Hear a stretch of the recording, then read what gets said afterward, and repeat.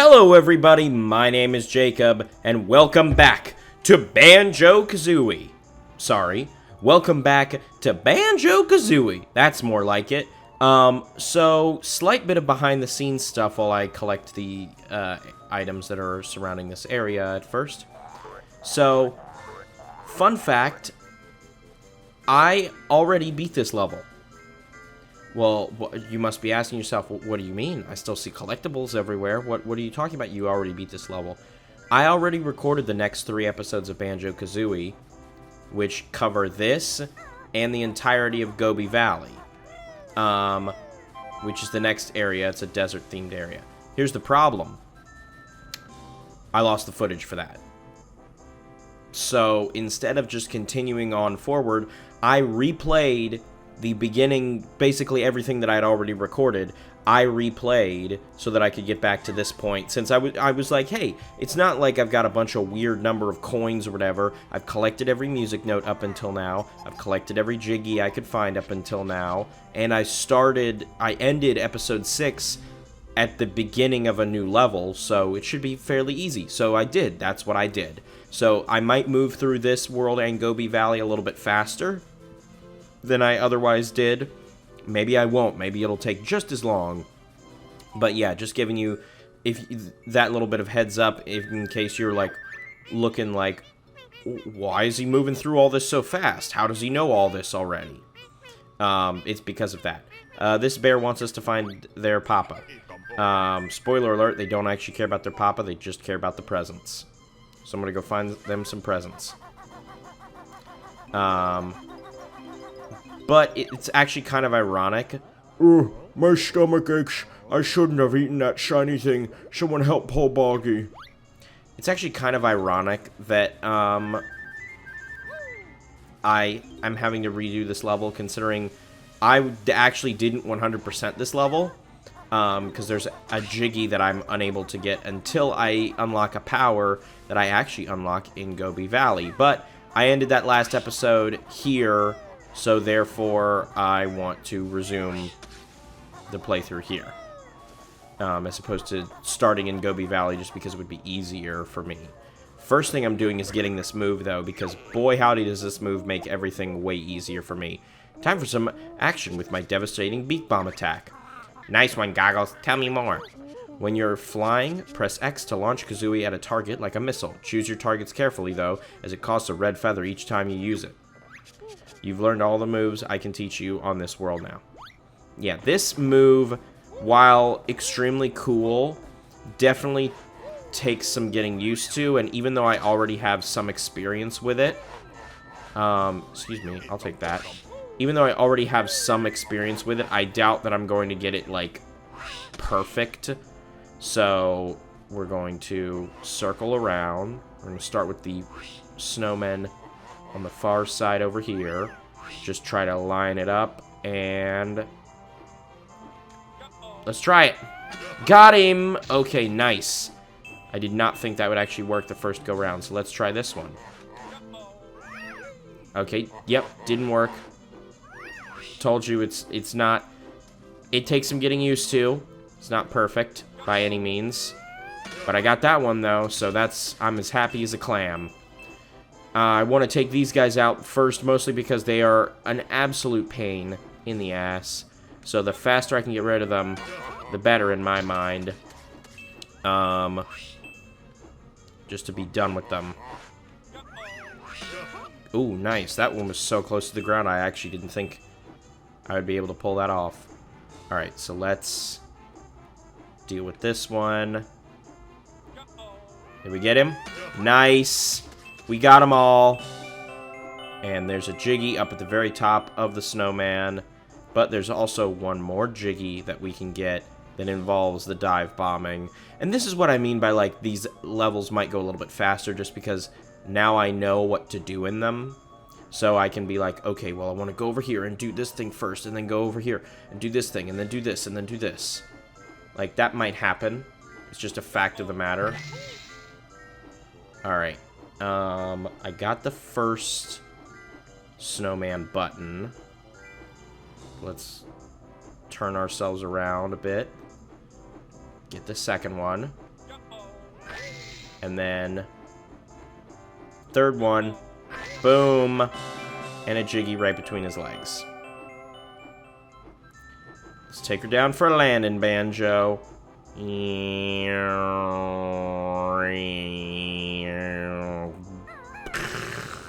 Alright. Now we don't have snowmen pelting us with feathers to worry about. We can worry about other things, like freezing cold waters. You know, things that are of a much larger concern to us. I actually don't know what happens if I leave and then come back with the snowmen, because they were basically the last thing I did. So I just hadn't come back here yet to see what happens if I come back. Do they respawn or what? I just don't know. So we'll figure that out together, maybe, in this or the next episode.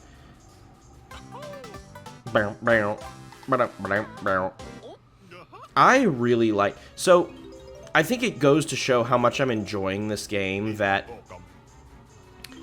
if you told me, hey, you need to replay the opening chunk of the game over because something messed up in recording, most of the time I would be like, oh god, okay, whatever. And I would do it because that's just the fact of the matter sometimes. Sometimes you gotta deal with stuff like that. It's not fun. It's not super convenient, but sometimes it's just the fact of the matter. This game, basically my reaction when I realized that was the case was I was thinking to myself like, oh, I have to do that again. Okay. And I just, like, did it. I just sat in all one sitting and just did it, and still had an absolute blast with it.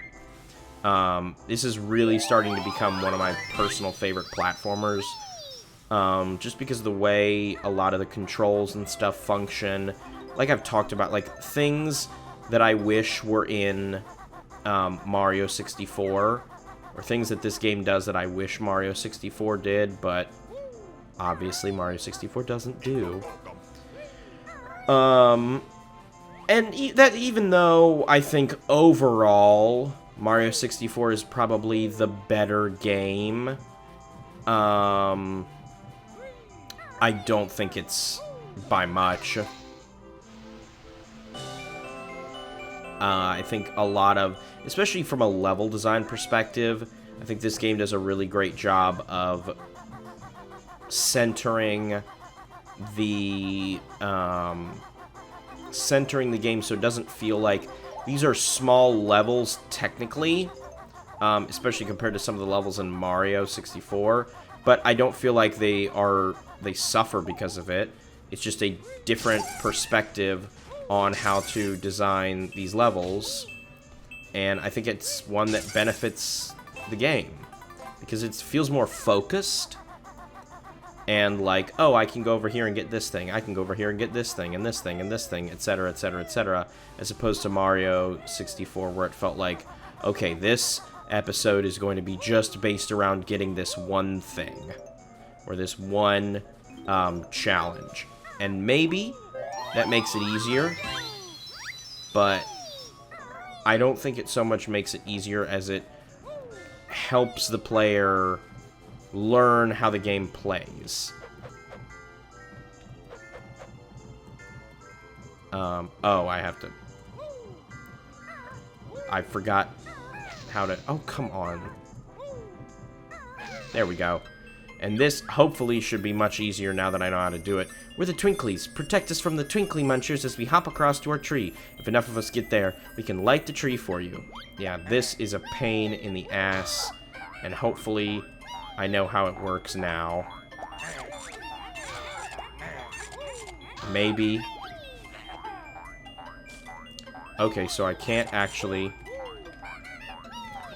Okay, maybe knowing how it works actually doesn't make it easier.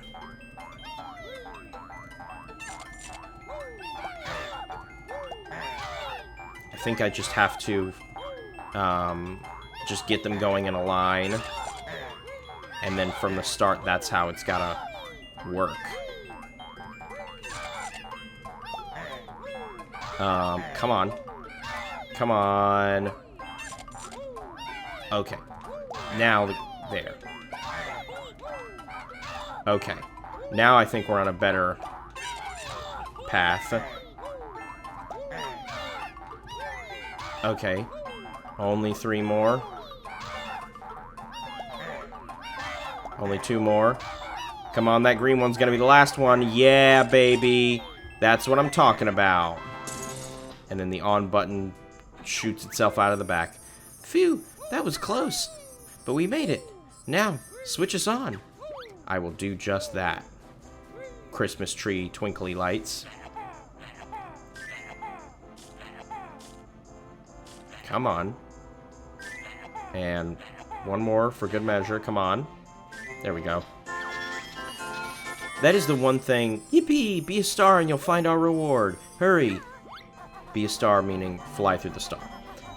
That is one thing that really has started to bug me. The weirdness of this game's controls is one thing that I definitely feel like could have been tweaked better. Like the fact that that invincibility move is activated by crouching and pushing on a stick. Like, there are plenty of buttons on the Xbox controller that went unused. Are you kidding me? There are plenty of buttons that went unused on the Xbox controller that I feel like could have remarkably helped with that move. And the same thing actually goes for the flying. I get it, there was no reticle back in the day, but guys, it's modern day. Give us a reticle. Are you kidding me right now? Okay. Boy, that's frustrating.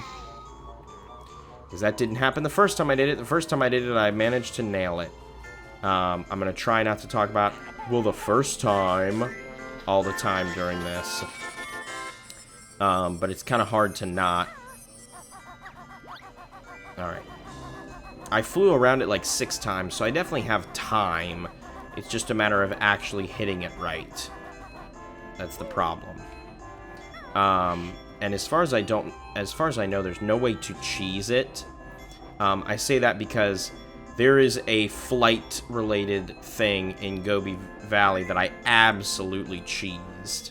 And I feel no shame about it. And guess what? I will be completing it the same exact way when I have to replay it after this level. Well, it actually wasn't a flight-related thing. It was something that I cheesed using something flight-related. That's a better way to phrase it. And then down. Alright. That's fine. We've still got plenty of health. Oh, let me grab before I forget. Akum Bokum. That's going to be permanently ingrained in my brain for maybe the rest of my life. Okay. Don't fall off the edge. Don't immediately sail over the edge to your doom. And I'll take that present. Brr, it's cold. Nice warm backpack for me. Alright. At the very tippy top, surrounded by a bunch of supplies, which is quite kind, I must say, is the Jiggy. Ooh. I am in a very interesting situation right now with the games that I'm recording, where one of the games... So I'm recording... I like to record fairly far in advance, just so I have that flexibility of what goes up when. Not only in terms of moving things around, but, like, I prefer not, like, sitting around and being like, oh, crap, I haven't recorded the thing for next Monday. And it's, like, 6 days away. Like, stuff like that I don't like. Just because I think it's an unnecessary stress on me. So I like to record stuff far in advance, not only so I feel like I'm actually getting through the games. Because let me tell you, even though I really enjoy a lot of these games, there's nothing worse than sitting around and being like, well, it's it's going to take me 400 hours to play this game, which is going to be even longer in session time since I split it up and 30-minute episodes and blah, blah, blah. Which is why for longer stuff like Outer Wilds and Last of Us Part 2, I just did 45-minute episodes because I was like, this is just easier for me and everything related to the game. And there are definitely games that I want to play for the channel that are longer, that I know, like, when I play this game, it's going to have to be 45-minute long episodes. It's just going to have to be. And I'm okay with that because I'm going into it with that knowledge. It's not something that I have to learn after the fact. It's not something where I realize, oh, crap, this game is a lot longer than I initially thought. I'm going to have to reevaluate my recording process for it. But that being said, there's also that additional worry and frustration of like, one of the games that you're watching, at least provided everything goes smoothly, one of the games that, well, this should be coming out towards the end of August, so it's okay, I can spoil it. One of the games that should be recording and that I should be recording soon and should be playing alongside this should be this, Fallout New Vegas, and Stray, the game where you play as a little cat, the Annapurna game from B12 Interactive or Studios or something like that. I don't exactly know how they, what their studio's naming convention is. But it's stressful because that game comes out on July 19th, and it is currently not July 19th, so I'm scheduling ahead, basically saying, like, there's a game that's going to come out that I'm going to play, and I can't record it right now, so therefore there's just a gap in the schedule. Take me to the kids. I'm the last one. There's just a gap in the schedule. So whereas normally I pride myself on being able to look at a whole calendar and be like, yes, look at this. I have everything recorded and like laid out ahead of time. I'm so proud of that fact. That's not the case for this because the other game that I want to record just isn't out yet, doesn't come out yet. So I have to calm my own personal anxiety related to that and the scheduling and all that, and just remind myself, like, there's going to be a gap. Just remember that. There will be a gap in the schedule because this game literally just is not out yet. Which is okay. It's just something that I have to realize and accept. Doesn't mean that anxiety necessarily goes away, because, I mean, think of it like a grade.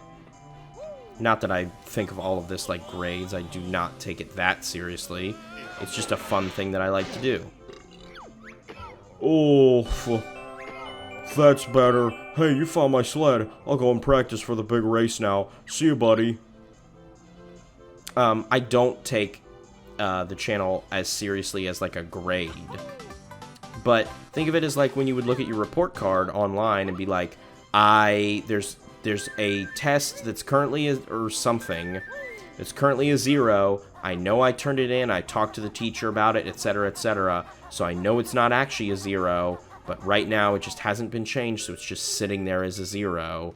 And so it's that anxiety, that initial frustration of just like, I just have to ignore it and know in my heart and my brain that it's fine. Here's something for you. Thank you for the jiggy. I really appreciate it.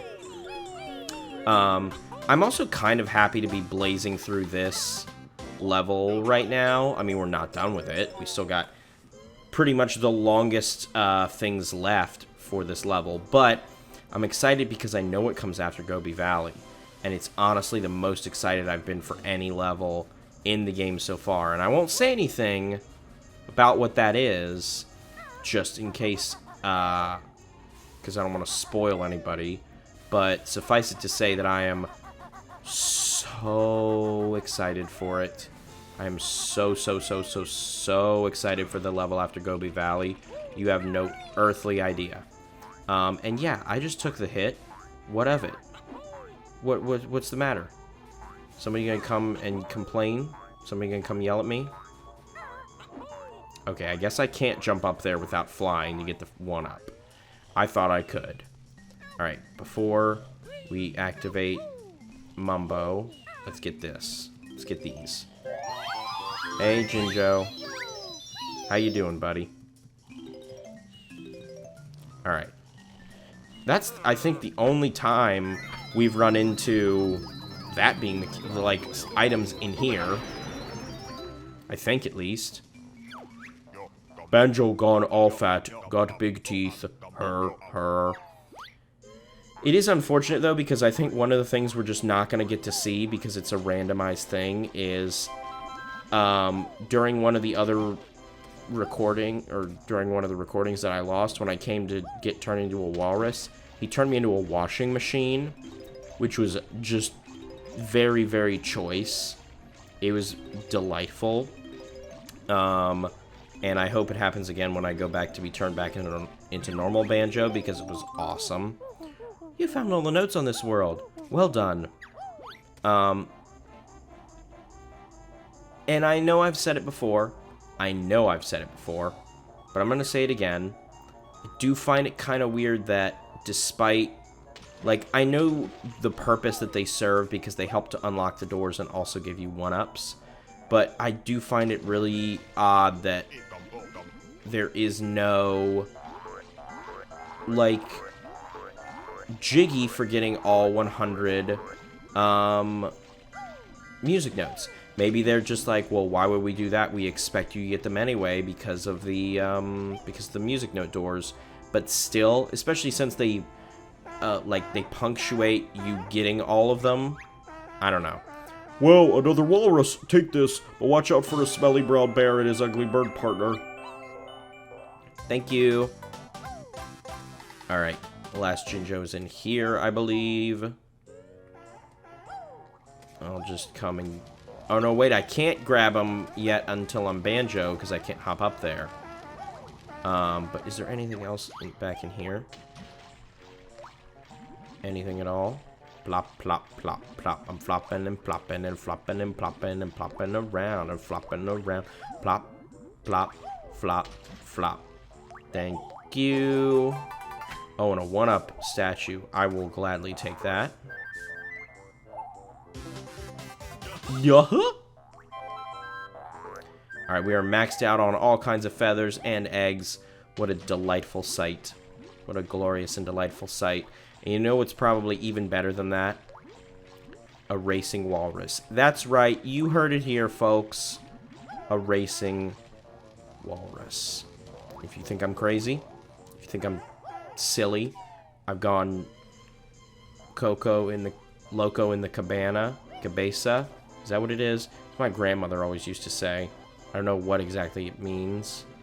Well, that's not true. I know what it means. But, like, you know, it's one of those things like, oh, my grandparents say this, and I never knew exactly what it meant, but I knew the gist of what it meant. Something like that. It's crazy in the head, I think. Yes? Maybe. I don't know. I have a lot of eccentric family members. I also find it wild that I sat here and repeated something for a video that's going to go up on the internet, and I'm not even sure what exactly it was that I said.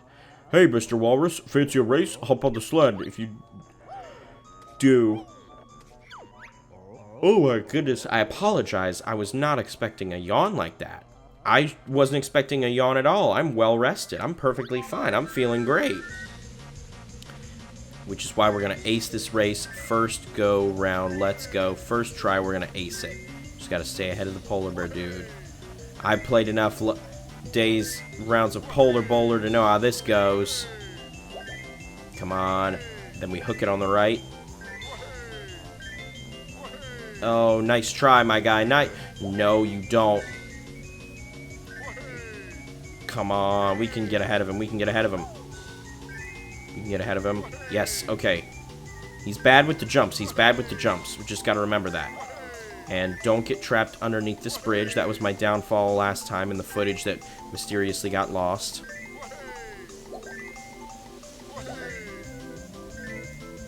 Come here. Okay.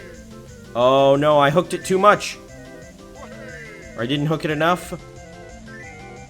Come on, we're almost there. Come on. Just stay on target. Stay on target. Almost. There we go. That animation they have him do at the end definitely makes it look like he comes past you at the last second. Whew, you're too fast for me, Mr. Walrus. Here's your medal. I reckon I need to race someone my own size.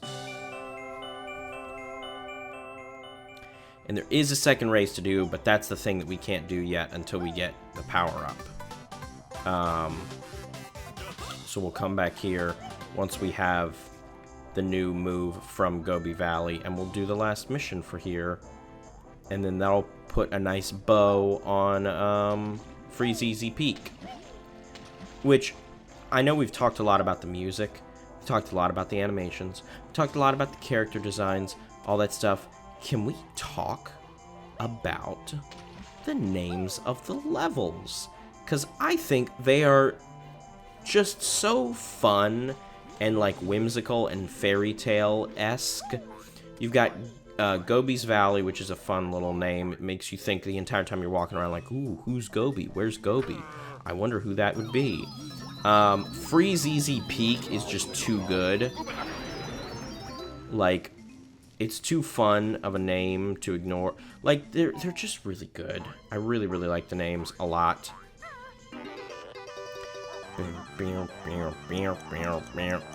Yep, further proof of my theory from before about, like, certain items only last a certain time. Like, certain boot pickups only last a certain amount of time. Because look at that. I picked it up right there. It knew that the only point of the power-up was to just get me across that little gap. And lo and behold, it did that and then disappeared. Didn't need to do anything else. Nothing fancier than that. Okay. I don't know why I thought I could walk up that on my own. We've established that this is slope. This is sleek and slippery material. But hey, sometimes you just forget easy stuff like that. Eek, the bear again. Take that noisy orange thing with you and leave. Is that a key? Sorry, I did not notice that before. Looks like there's a key back there. What is that? Okay, I need some answers about that right now. I did not see that last time. Is it like something with having 2 save games? Does the game know that I have 2 save games? I'm so confused. I am so confused. Oh, also, if you look at my like total Jiggy count and you're like, that's a little bit off, it's because the one that's on top of the entrance to Mumbo's Mountain that I tried to walk up using this move, the like Kazooie Dash, and I couldn't. When I was redoing that level, I exited the level as the like ant thing, or termite or whatever it is, just because I wanted to see if I could. And then when I saw that you can leave a level in your transformed form, I climbed up to the top and I got it with him. Just because I didn't even realize that was something that I could do. So if I have one more Jiggy than I did last time, that's why. Because of that exact situation. Alright, where is... Here we go. I don't know how to get through here without taking damage. I really don't. Like, I never saw any boots anywhere, and I don't know what the deal with the sand eels are. So... Oh, damn, that's right. I need to actually open it up. That's easy enough, though. I think it's still back in this area. Right? Maybe? Unless I'm completely wrong. I think I need to... Oh, right. I need to go through the room with the music notes. The music note door. for 350, because now I have more than 350. And then through here is how I open it up. Yes. Yes, you're so pleased with yourself, Banjo. You're so pleased with yourself. It's actually extremely adorable. Alright. Okay, yes, because in here is the... Yeah, this is the way to do it. This is the way to do it. Alright, we're gonna hop up here. We're gonna slam down big style. And open up Gobi's Valley. That's what I'm talking about. Everybody happy here? Everybody like Gobi's Valley? I know I do. I think it's a great place. Fun place to come and visit. Kick your feet up, enjoy your time in the sand, and the sun, and the surf. Or less the surf, because there's no real surfing to be done there. Because there's no water. But, you know, kick your feet up, there's still sand. So, you know, enjoy the sand, I guess. You can enjoy that part of it. I can't believe how good I am at this game now. I am, dare I say, potentially flawless. Oh, great, that's right, it's just you. And this little hole that I can't go through. It is actually probably a walrus hole, now that I think about it. Because, if you look at where it's positioned, look at where the lava level is. Look at how close that lava level is to the entrance to Freezeezy Peak. Absolutely gotta come back as a mini walrus. I don't know what else you would do.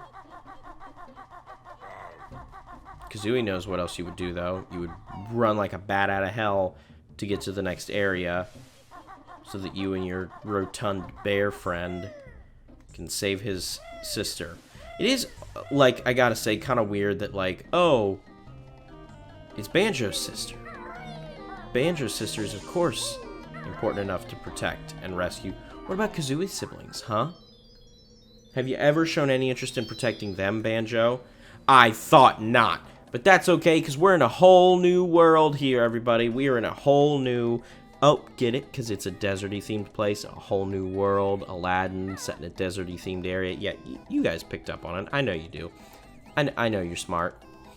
So, we are going to clear Gobi's Valley then. In the next episode. I don't know why I paused so long for that dramatic effect. So thank you everybody for watching. Like the video if you liked the video. Share the video if you'd like to share the video. Subscribe if you'd like to as well. That would really help me out.